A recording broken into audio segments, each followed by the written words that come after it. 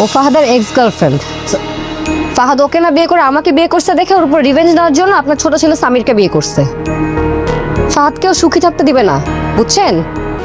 তুমি না ইম্পসিবল। হ্যাঁ সেটাই, তোমরাই পসিবল, তোমরা সবাই পসিবল, আমি ইম্পসিবল খালি। Okay fine. আজ থেকে আমি এই পরিবারের কেউ না।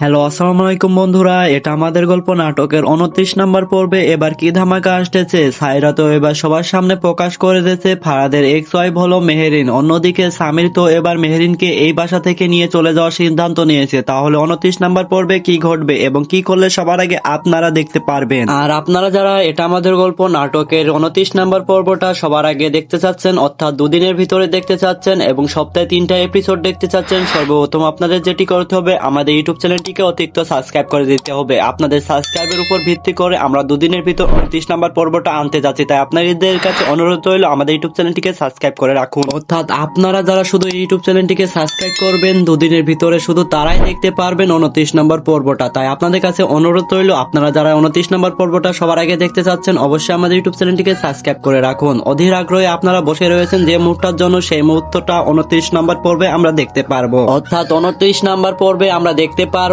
সায়রা এবার সবার সামনে মেহেরিনের আসল পরিচয় নিয়ে চলে আসবে। অর্থাৎ সায়রাকে সবার সামনে অপমানিত করেছে মেহেরিন গহনা চুরির অপরাধে, এই জন্য সায়রা অনেক রেগে যায় এবং পরবর্তীতে ফারাদের এক্স মেহেরিন এটা সবার সামনে নিয়ে চলে আসে এবং অন্যদিকে সামির রাগ করে এই বাসা থেকে চলে যাবে। এটা আমাদের গল্প নাটকের 29 নম্বর পর্বটা অনেক ধামাকা হতে যাচ্ছে আপনাদের জন্য। দেখতে চাইলে অবশ্যই আমাদের ইউটিউব চ্যানেলটিকে সাবস্ক্রাইব করে রাখুন। আল্লাহ হাফেজ।